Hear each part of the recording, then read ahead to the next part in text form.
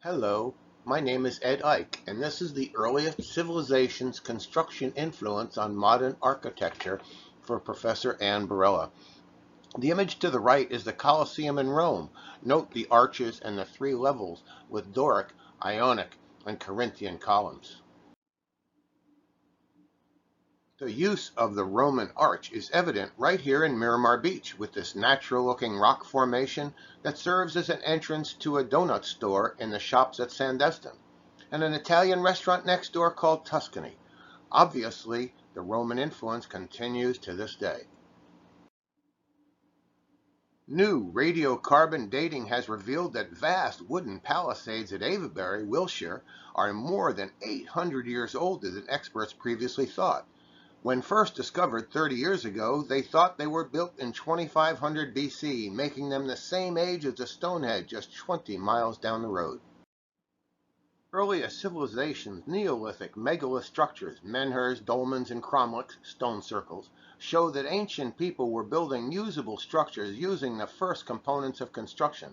Dolmens consisted of two posts, upright stones called menhirs, topped with a capstone or a lintel. Today we call this kind of construction post and lintel. The Greeks built magnificent amphitheaters to produce their epic poems in front of live audiences, since that was the only choice of the day. These theaters' design inspired Vitruvius to decree how all theaters should be built. They still are, using the same seating plan and layout. Ancient attitudes towards art and the artists were quite different from our own.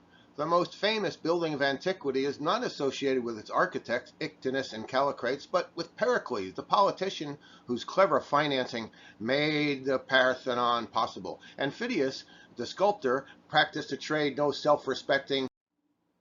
The Greeks influenced the Romans, who emulated and improved on the masterpieces that had been constructed in Greece, most notably the Pantheon and the Colosseum.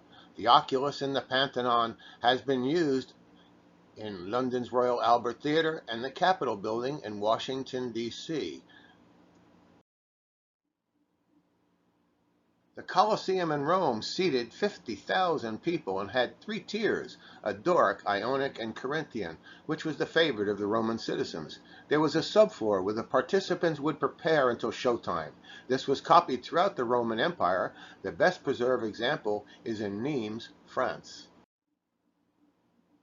2 centuries later, in 1923, Los Angeles built a replica double in size, seating 100,000 people. The Los Angeles War Memorial Coliseum is the only venue in the world to host the Olympic Games 3 times, in 1932, 1984, and 2008. The Hoover Dam was the largest concrete project in the world in 1932. It would not have been possible without Vitruvius's formula for concrete, which had been lost until 1404. Notice the Roman arch of the dam, vertical instead of horizontal. Note the arch on the bridge, opened in 2013. The Romans in turn influenced the French, particularly the despot Louis XIV, who had grown dissatisfied with the Louvre given its political implications. He wanted to move to Versailles. He even called himself the sun god to usurp some of the omnipotence of the Greek gods on himself, trying to carry on their tradition and legend. A fire burned the Petite Galerie at the Louvre in 1661, and Louis XIV immediately started on Versailles. In the 20th century, IMP added a pyramid to celebrate an Egyptian exhibit.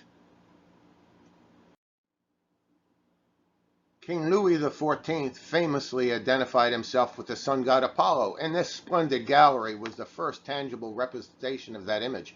To create this masterpiece of architectural decoration, he summoned the greatest painters, gilders, and sculptors of the day, who later worked on the Hall of Mirrors at the Château de Versailles. Today, the Galerie des Apollons is home to the royal collection of hardstone vessels and the French crown jewels.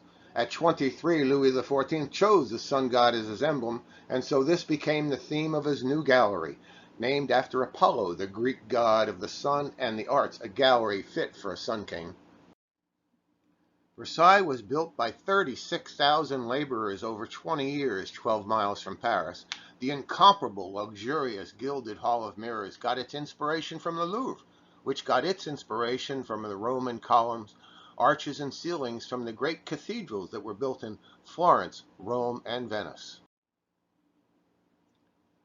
Benjamin Henry Latrobe designed the rebuild of the Capitol building after it had been burned. He invented a radical new design for the capitals of the Corinthian columns, substituting tobacco and corncob for the original Corinthian achunsa sleeves. One of the most dramatic residential condominium buildings on Scenic Gulf Drive is the Majestic Sun, designed by local architect Jeff Prescott.